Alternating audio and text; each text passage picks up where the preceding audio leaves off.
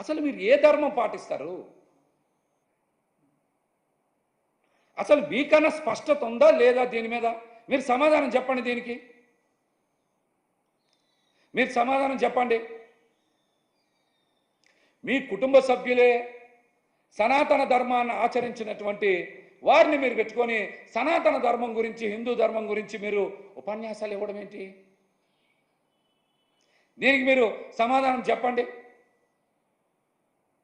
అట్లాగనే మీరు నిజంగా మీకు తిరుమల తిరుపతి దేవస్థానంలో అంత గౌరవం ఉంటే మీరు ప్రాయశ్చిత్త దీక్ష తీసుకుందాం అనుకుంటే మీరు మంగళగిరిలో ఉన్నారు.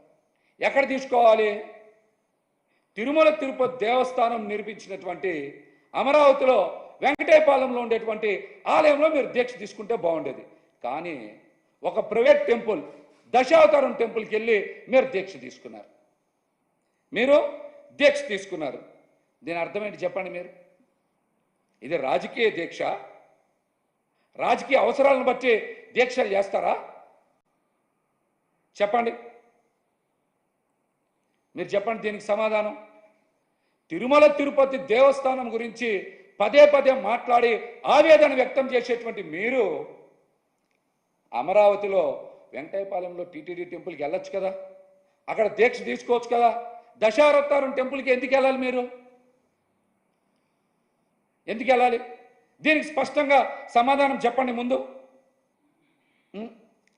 ఇంకా మీరు టీటీడీ దేవాలయానికి వెళ్ళలేని మీరు హిందూ ధర్మాన్ని కాపాడతా, సనాతన ధర్మం గురించి కాపాడతా అని మీ ఇష్టం వచ్చినట్టు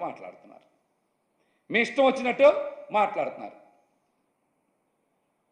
అంటే ఎవరు అడగకూడదు, ఎవరు ప్రశ్నించకూడదు, ఎవరన్నా మాట్లాడితే వాళ్ళ మీద దాడి చేయడం, ఇష్టానుసారం మాట్లాడడం.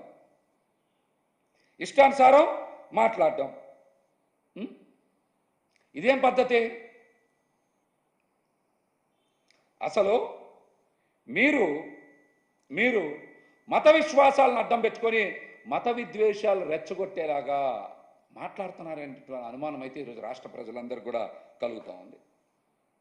అసలు మీ బహుముఖ రూపాలు చూసి ప్రజలకు అర్థం కావట్లేదు. అసలు మీరు ఏం ఫాలో అవుతారు, ఏం పాటిస్తారు? ప్రజలకు కూడా అర్థం కావట్లేదు. దానికి కూడా మీరు సమాధానం చెప్పాలి.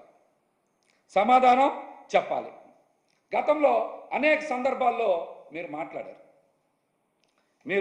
మాట్లాడారు. ఏమని? నేను దేనికోసమైనా సరే ప్రాణత్యాగం చేయడానికి సిద్ధమని పవన్ కళ్యాణ్ గారు మాట్లాడారు. మీరు ఎన్నిసార్లు ప్రాణత్యాగం చేస్తారు?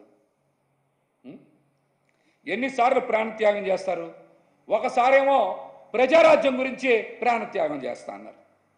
ఇంకొకసారి చంద్రబాబు నాయుడు గారిని అధికారంలోకి తేవడానికి ప్రాణత్యాగం చేస్తా అన్నారు.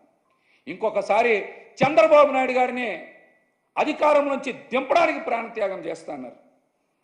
ఇంకొకసారి సిపిఐ, సిపిఎం, బిఎస్పీల కోసం ప్రాణత్యాగం చేస్తా అన్నారు. కొన్నిసార్లేమో తరిమేల నాగిరెడ్డి గారి గురించి మాట్లాడతారు, ఇంకోసారి గుంటూరు శేషేంద్ర శర్మ గారి గురించి మాట్లాడతారు. అసలు మీ స్టాండ్ ఏంటి? మీరు ఏ విధానం ఫాలో అవుతారు? ఎవరి కోసం, దేనికోసం పనిచేస్తారు? చెప్పండి. గతంలో నేను కూడా మీతో పాటు కలిసి పనిచేసా. ఆ సందర్భంలో కూడా మీరు అనేక మాటలు మాట్లాడారు.